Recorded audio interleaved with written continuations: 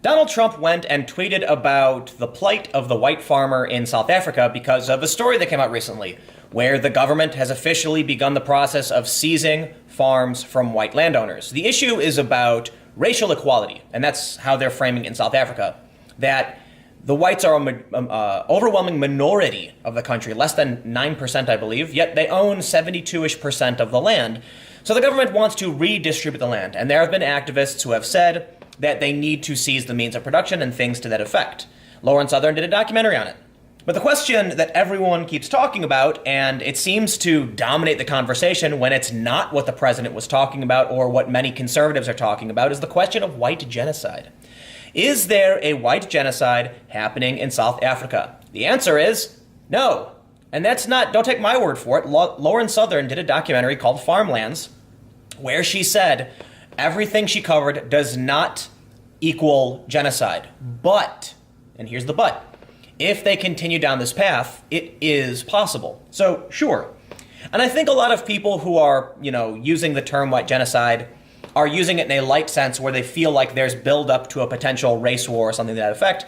But listen, if Lauren Southern is going to say that what's going on in South Africa does not yet mean that there's a genocide happening, then I don't see how the right is going to argue against it. She probably did one of the most comprehensive documentaries on that subject matter. Whether you like her politics or not, she covered it pretty in-depth and she interviewed both sides.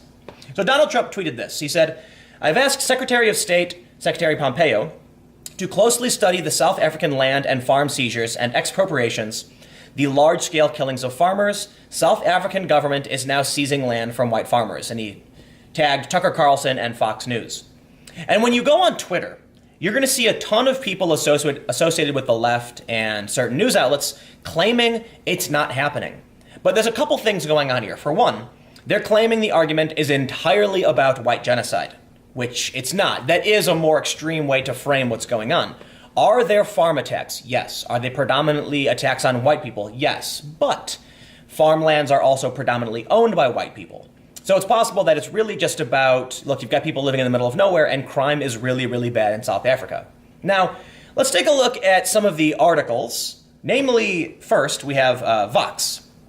Trump's tweet echoing white nationalist propaganda about South African farmers explained. There's no evidence of a genocidal campaign against white farmers. Okay.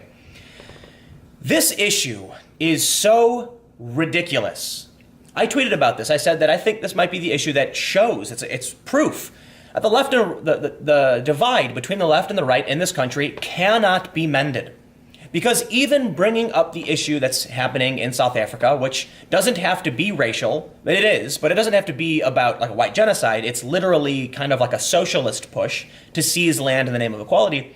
You can't talk about it because Vox is going to say you're echoing white nationalists. Okay, sure. Do white nationalists talk about the issue of South Africa? Of course they do. Does that mean no one can talk about it? No, of course not. There are serious problems in South Africa, and of course we can talk about it. Let's take a look at this article. They say there's no evidence of a genocidal campaign against white farmers. That is an opinion.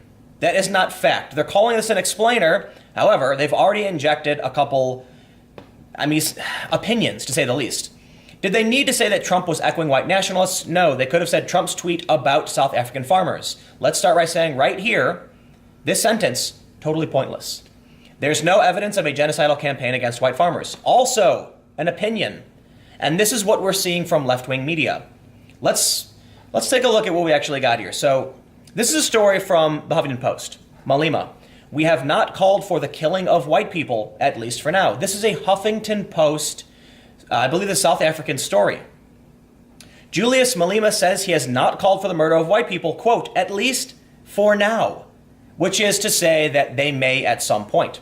And there have been statements made by activists associated with the ANC, the ruling party, that if they don't start expropriating lands from white people, there will be bloodshed. And that what they're doing now is an attempt to actually do it without bloodshed, to be calm and reasoned about it. So he said, I'm saying to you, we've not called for the killing of white people, at least for now. I can't guarantee the future.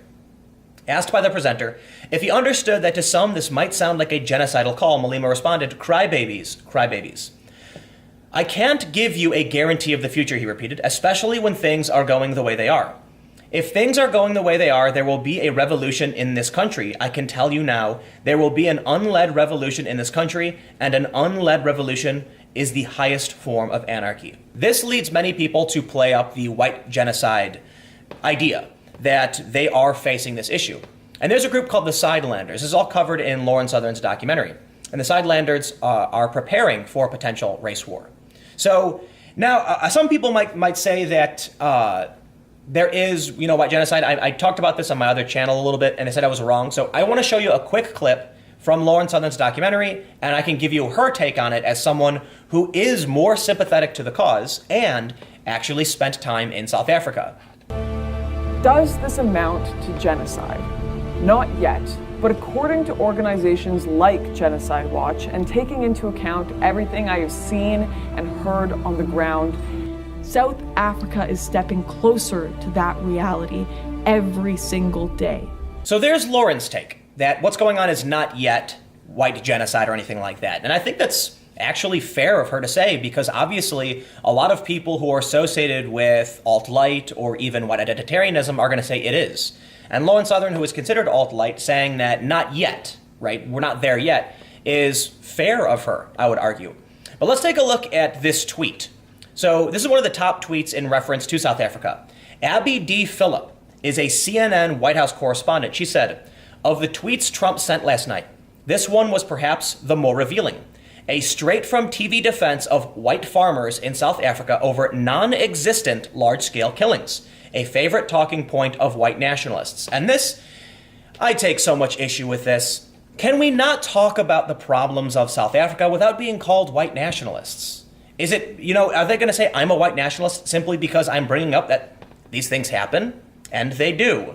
So let's take a look at this Wikipedia entry. South African farm attacks. In attacks on South African farms, predominantly white farmers and black farm workers. And they show us some numbers. In November 2017, analysis of the BBC found that there is sufficient data to estimate a murder rate for South African farmers. Between 1994 and March 2012, there had been 361,000 murders in all of South Africa. And between 1990 and March 2012, there had been an estimated 1,544 murders on South African farms, of which 208 of the victims were black. The data for farm attacks is self-reported to a commercial farmers organization, Transvaal Agricultural Union. Possible motives. The South African government believes the chief motive for the attacks is robbery. This position is shared by Afrikaner rights group AfriForum, which does not believe there is racial motive associated with most attacks. And this is what bothers me so much about the story.